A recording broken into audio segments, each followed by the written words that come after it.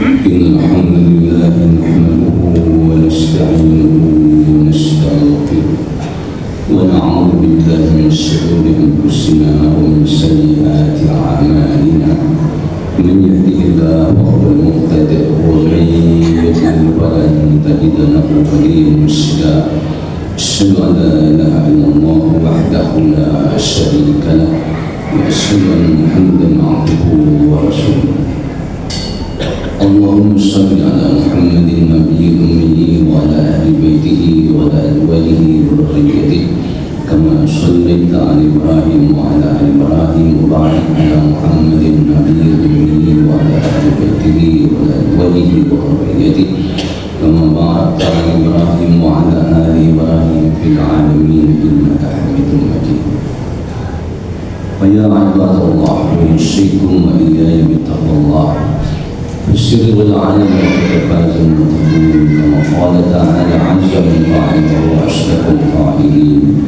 يا أيها الذين آمنوا اتقوا الله حق تقاته ولا تموتن إلا وأنتم مسلمون يا أيها الذين آمنوا اتقوا الله وقولوا قولا سديدا يصلح لكم أعمالكم ويغفر لكم ذنوبكم ومن يطع الله ورسوله فقد فاز فوزا عظيما يا أيها الناس اتقوا ربكم الذي خلقكم من نفس واحدة وخلق منها زوجها وبث منهما رجالا كثيرا ونساء واتقوا الله الذي تساءلون به والأرحام إن الله كان عليكم رقيبا.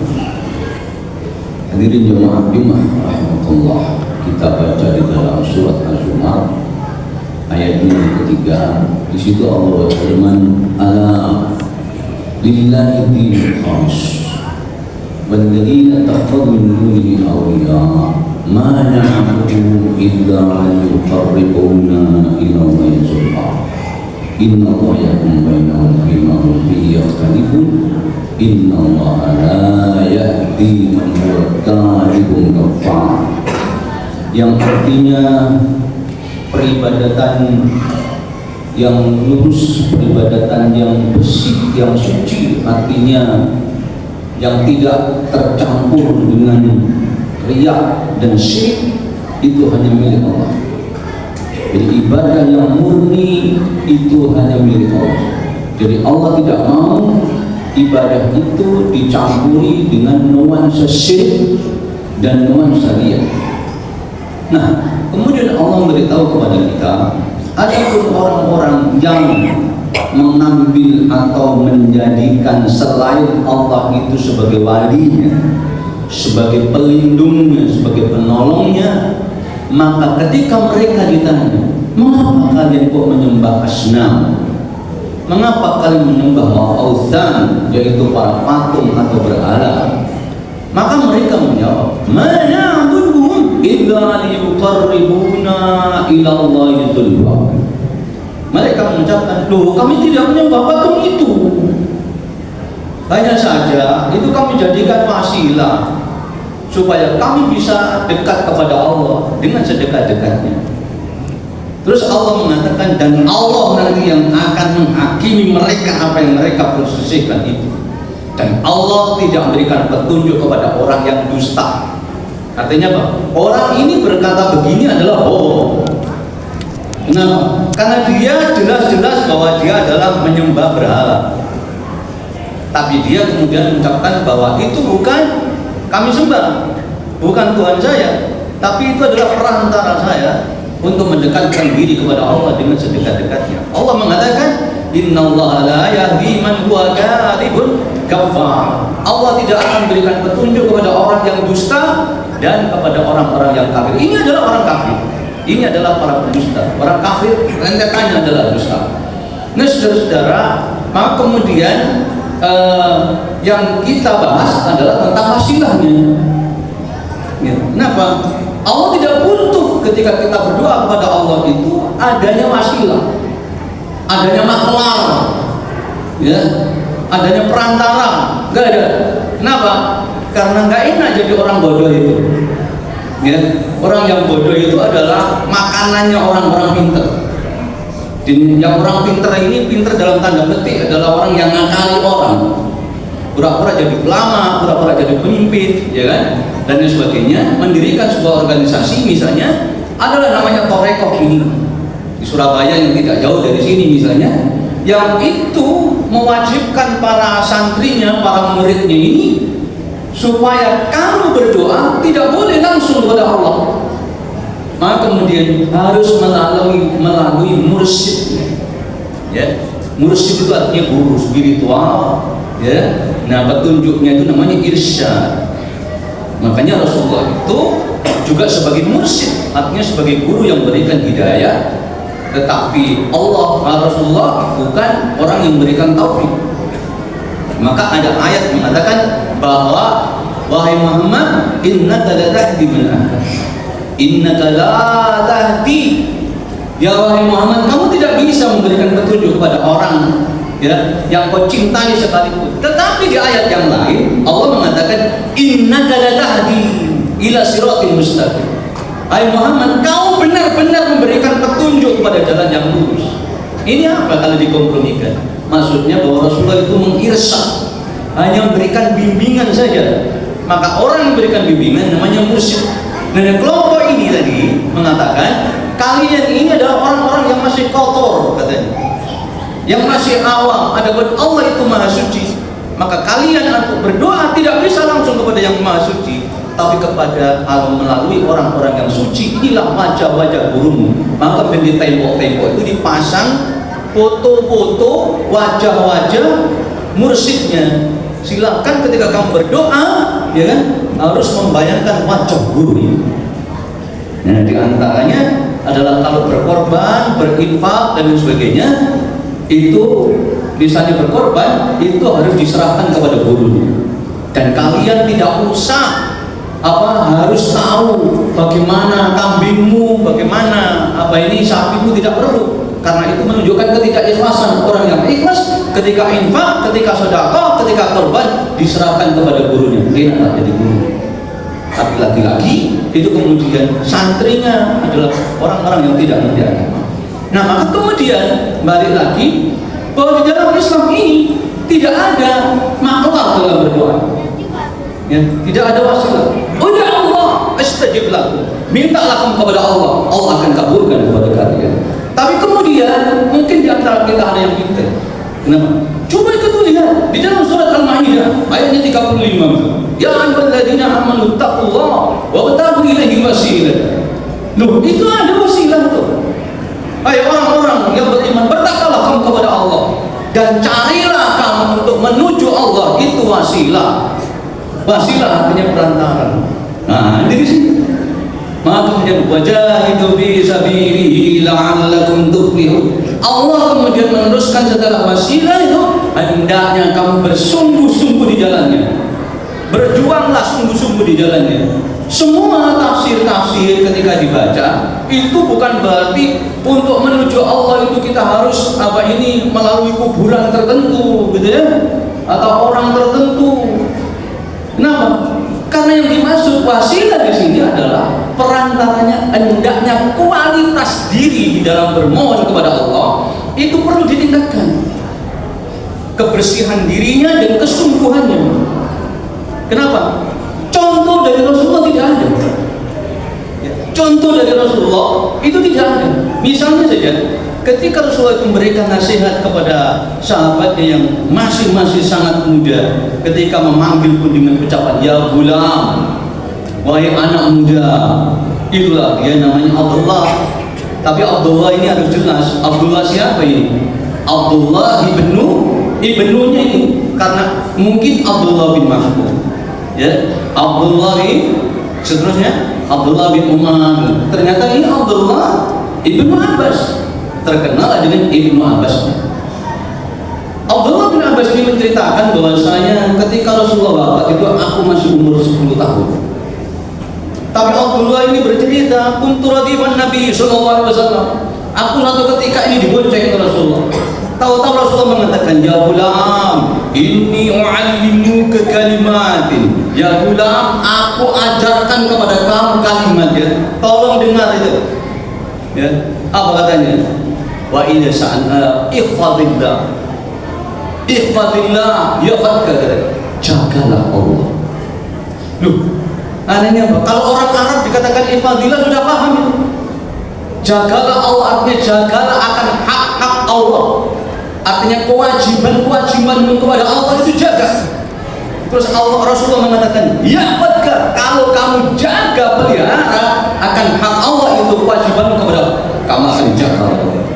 Ihfadillah tajidhu amamaka, jagalah Allah, nanti Allah akan berada di depan. Artinya akan berikan pertolongan apa yang kau inginkan.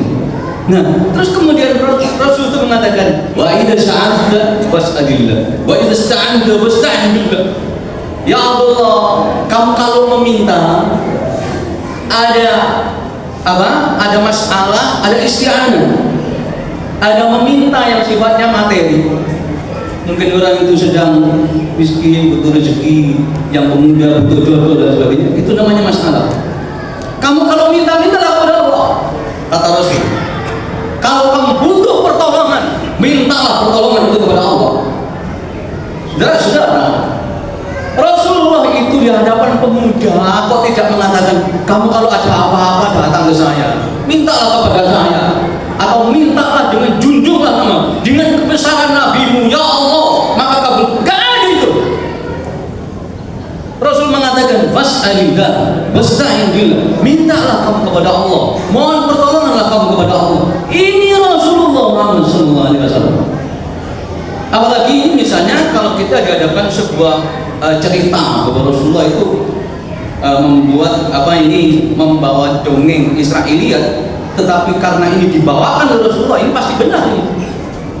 Dahulu kala ada 3 orang yang kita semuanya paham, Babul Ikhlas dalam Riyadhus Shalihin, ya. Nama kemudian orang ini ketika pergi jauh, kemudian nginep, bukan di hotel tapi nginepnya di sebuah gua.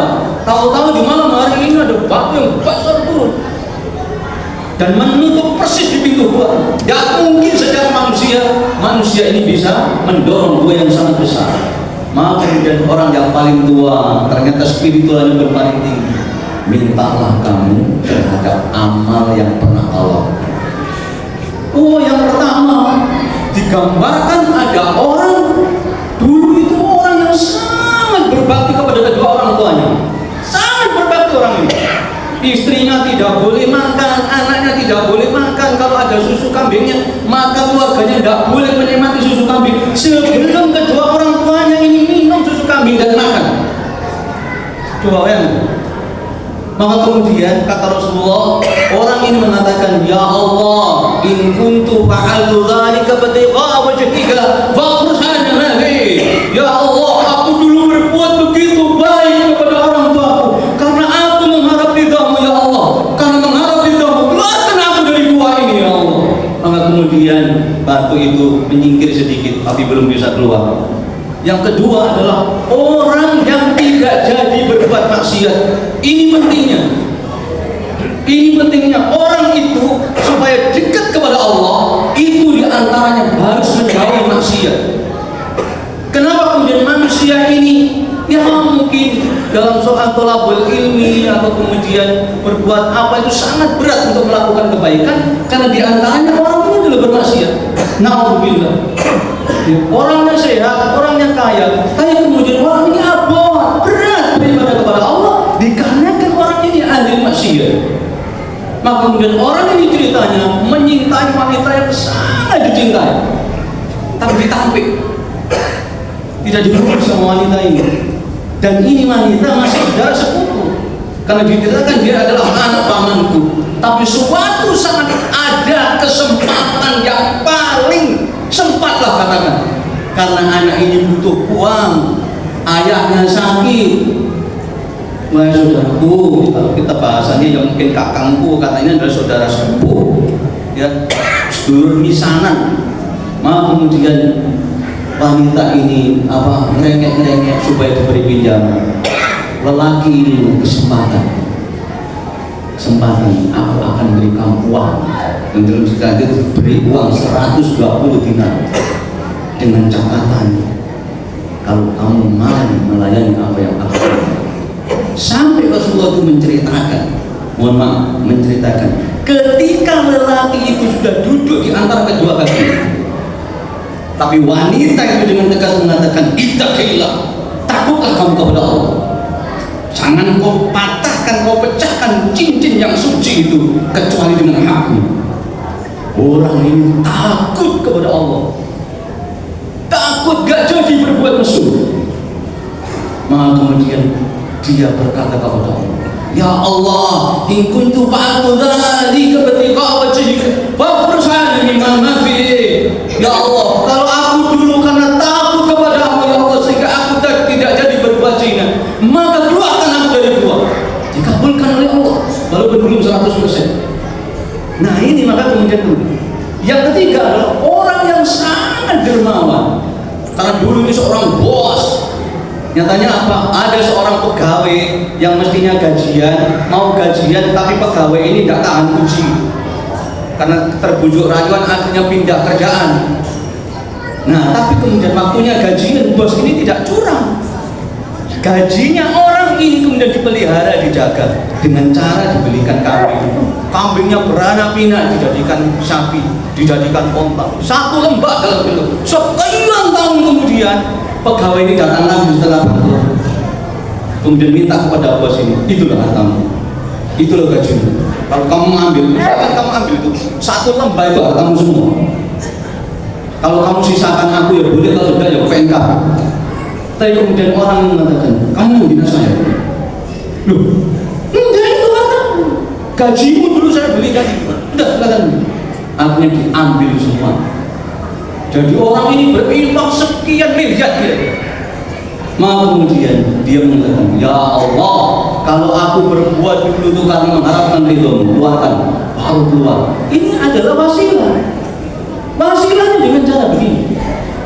Saudara-saudara, contoh yang selanjutnya adalah Rasulullah itu bercerita, ada seorang pemuda yang dijuluki oleh Rasulullah, huwa ahlus sama. Pemuda ini adalah penduduk langit. Artinya ini pasti masuk surga. Anak ini pasti masuk surga. Dia orang Yaman, pindah dari Murad kemudian ke Karam. Terkenal lah namanya Uwais ibn Amir. Saya alaikum Uwais ibn Amir min Murad min Karam. Rasulullah cerita panjang. Ada seorang anak muda, ya, hidupnya ini sangat soleh. Dia punya ibu, dia sangat berbakti kepada ibunya. Terus sampai Rasulullah mengatakan, "Lau aqsama Allah, ya, lau aqsama Allah, la barr."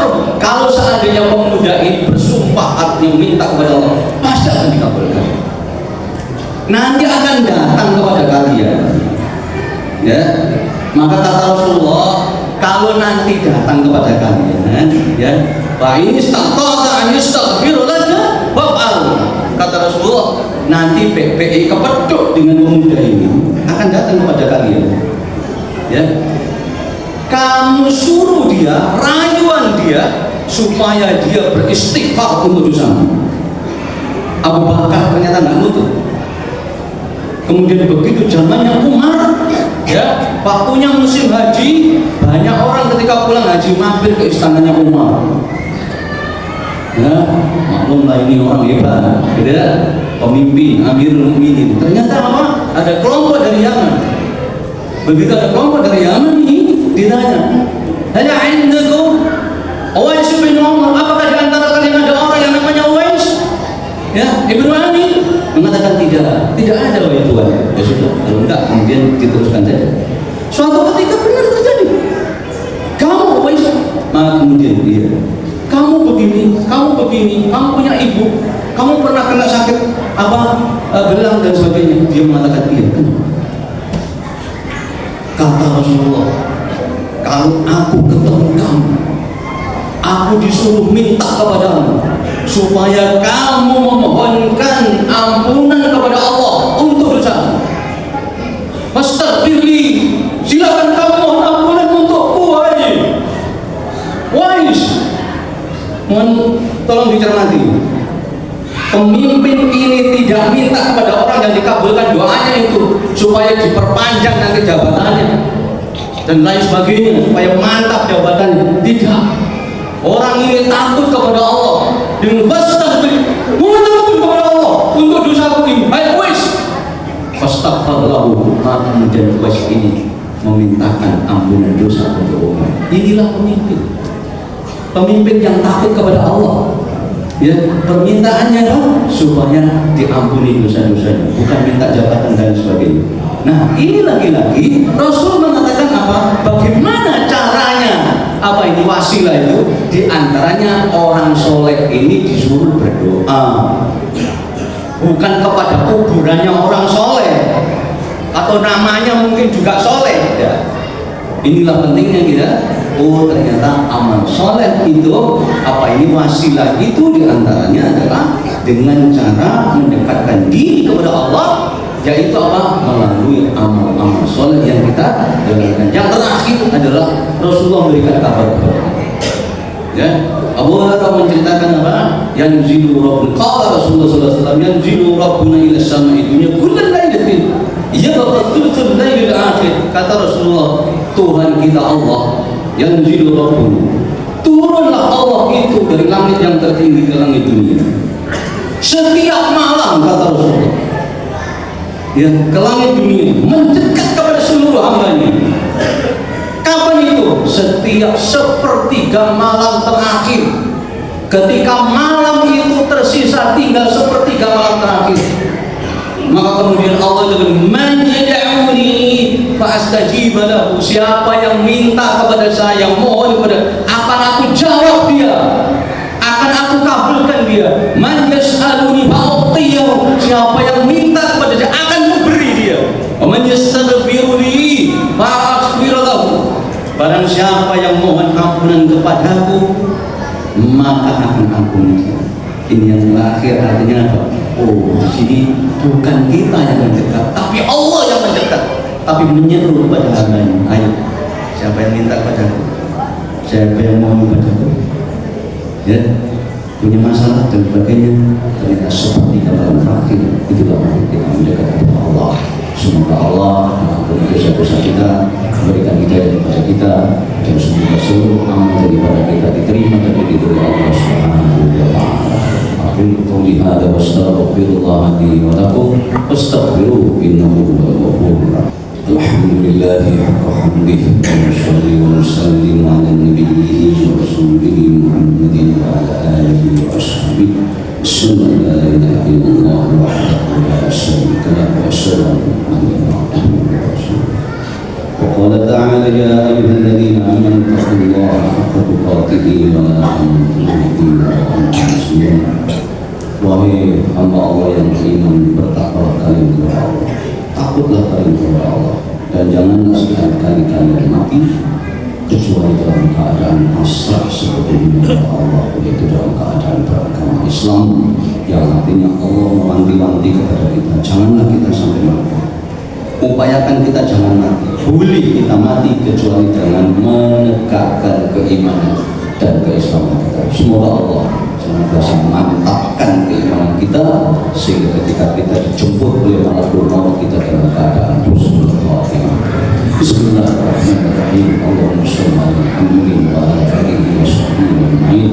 Alhamdulillahi rabbil alamin. Allahumma ighfir للمسلمين والمسلمات والمؤمنين والمؤمنات الأحياء منهم والأموات إنك السميع القريب مجيب الدعوات ويا قاضي الحاجات. اللهم ربنا لا تزغ قلوبنا بعد إذ هديتنا وهب لنا من لدنك رحمة إنك أنت الوهاب.